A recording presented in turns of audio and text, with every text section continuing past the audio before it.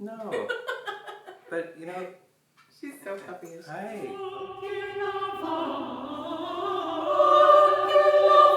Hello, it's Lucas Harris from the Toronto Chamber Choir, and I'm here with Michelle McQuigge and her guide dog, Lucy. Hello. Michelle's going to be our narrator for the Toronto Chamber Choir concert on May 7th called Musical Vision, and I hope you'll buy yourself a ticket for that very soon. It's going to be amazing. And I wanted you to get the chance to get to know Michelle a little bit before the concert. So I'm going to ask a few questions, if you don't mind. Not at all. Go right ahead. So, Michelle, you work as a journalist for the Canadian Press. That's right. What is your favorite part of that job? A lot of things are great about journalism. It's a really fascinating job. It's very high-paced and never boring. I loved reporting. When I was doing that, it would give me a chance to shed light on issues that I thought needed exposure and needed discussion. And that really is the ultimate part of journalism. Now that I'm working more as an editor, it's a lot of the same thing, trying to make sure that people in Canada are reading about issues that matter to them and are not necessarily getting explored. Holding power to account is a bit of a cliche answer for a reporter, but that's why a lot of us try to join this field in the first place. And being able to document social issues that are unspooling all over the country, especially in the wake of the COVID-19 pandemic, that kind of work feels more important than ever these days. What was the aspect of the pandemic that changed your work the most? It's funny, actually, virtual work was a real equalizer for me. I was working as a reporter at the start of the pandemic, and all of a sudden I was able to start attending the kind of press conferences that I simply couldn't before. Quite often in the past or in the before times, there would be requirements to shoot video. When we're all going on Zoom, all of a sudden that requirement was gone, or at least being handled differently. So I was now covering provincial politics and covering news conferences and other kinds of stories that I simply couldn't get to before, because all of a sudden the playing field had been leveled in a way that I'd never seen before. So that was really cool. And I didn't get to work those specific benefits throughout the pandemic because my role changed about 6 or 7 months in. But the editing portion of the job is equally gratifying in a very different way. So I was introduced to you, Michelle, through Mary Cowan, who sings in the soprano section of the Toronto Chamber Choir. And she told me that she was in a choir with you when you were younger. That's right. The two of you sang together in the Toronto Children's Chorus. You got it. Can you tell me what it's like to be a blind person in a choir? How do you learn your music? Sure. How do you... I also want to know about, as a conductor, we conductors like to think that waving our arms around is very important. Which it is. And clearly, when there are people like you in the choir who can't see us, you're able to sing and be together with the rest of your choristers. So I'm wondering how that works. Sure. How it changes your experience of singing in a choir. Okay. Well, singing, and I've been really fortunate in my life to sing in some really amazing ensembles over the years. I was in Toronto Children's Chorus for many years. I sang with Toronto Mendelssohn Youth Choir. I sang with the Heart House Chorus in my university days, which is another really terrific local choir. I don't know how radically the experience differs. I mean, I reap all the same benefits of music, of making beautiful music in a group as everybody else. In terms of accessing the music, though, and I'm sure we're going to explore this some more because that's a bit of a barrier. I was lucky enough during that time of my life to have ready access to Braille music. So that is how I would follow along with the score, and that made life considerably easier. I didn't have to try to memorize anything. I was following the same cues as everybody else when the conductor would say, let's take it from measure 56 or section C or whatever they would want to flag that way. So Braille music was really crucial to my choral experiences over the years. In terms of the conductor's role and prevalence in the experience, it is important. Waving your arms around is a big thing. I can't hear that, but so much of these things get ironed out in the rehearsal stage. All the conductors I've worked with made sure that we were quite well prepared, and you learn to fall into some of those rhythms and patterns over time. But for certain very sensitive entries, where if we're doing an a cappella start and we needed to be very precise in our timing, sometimes I could have my neighbor sitting next to me just give me a slight elbow as the conductor's arm was going up, just to give me primed if necessary. But you learn to hear other cues around. You hear your fellow choristers drawing a collective breath, for instance, and that's quite a good audio cue to go off of.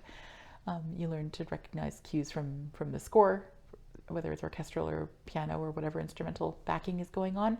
You find a way. I'm really not quite sure how else to say it. One of the reasons why we're doing this concert is to educate ourselves, we members of the sighted musical community, about what it's like to make music as a blind person. What can you tell us about that? Well, the biggest barrier that I've encountered and what really put a stop to a lot of my participation in musical ensembles and even solo piano, which I did a lot of back in the day, was lack of access to Braille music. I mentioned before that I did have access during my most active musical time in my life, and that's because there was an individual who was willing to transcribe the music for me. Music Braille production is very specialized. It's quite different than your average Braille production. It's not the same as just printing off a book, for instance. And the needs differ, whether you're dealing with choral music or piano music or something else like that. So there's a lot of nuances to it. The code itself is different. And access to Braille music is a serious problem. This is something that we all of us who are blind and are active in the musical community in any degree have come across at some point. Sometimes we'll say, hi, we could use a score. We're performing the Brahms Requiem this over the next 4 months. And you'll contact a library, usually the CNIB library, and they'll say, okay, we have it on hand, but it won't be available for quite some time, or we don't have it on hand and it's going to take several months to transcribe. It's not due to lack of goodwill on their part. It's just that there aren't that many people with the skill set. It is a bit of a niche thing. Some of the scores they have are written in older code that isn't as easy to follow. So it's not as ideal as one could wish, and certainly not the same in terms of equitable access as what sighted musicians enjoy. So that's probably the biggest challenge that I encounter in terms of the classical music experience. In terms of making the music itself, that's one of the beautiful things about music, is that it's an inherently equitable activity, I'd say. So I'm wondering if Lucy enjoys going to concerts, and if there was a particular concert that she enjoyed, or maybe one that she didn't particularly enjoy. Lucy enjoys all the things. Lucy's concert-going days were a bit curtailed. Hi. Lucy's concert-going activities were a bit curtailed. I only got her about 9 months before the pandemic hit, so obviously not a lot of concerts for a couple of years there. She has been to a couple of symphony performances. She's pretty cool with that kind of thing. She, like any guide dog, doesn't always love it when you have to stand and sit repeatedly for ovations or to let people into your row or whatnot, but she adjusts. And she doesn't react particularly. And as for shows that she's less likely to enjoy, which would usually be non-classical shows, for those I tend to leave her at home, just because if it's getting too noisy, it's not great for a dog in general. So classical music is in many ways the ideal music venue for puppies. I think you know that my family adopted Tallulah, who was a retiring guide dog. I do, that's wonderful. A few years ago, and Tallulah allowed her owner, my friend Joan Robinson, to travel all around the world to music festivals. So Tallulah went to music festivals in England and in Italy and Germany. Lucky girl. She wore a studded collar to the Vienna State Opera and so forth. And fantastic. There was one experience where I think it may have even been the Bach Festival in Leipzig, and she went in there with Tallulah, and they said, "Oh, I'm so sorry, you can't bring your dog into the concert hall." Tisk tisk. And Joan said, "Actually, yes, yeah, I can." Yep. And so she proceeded to show how Tallulah just went to her seat and just curled herself up into a little ball and was completely silent for the whole performance. Yep.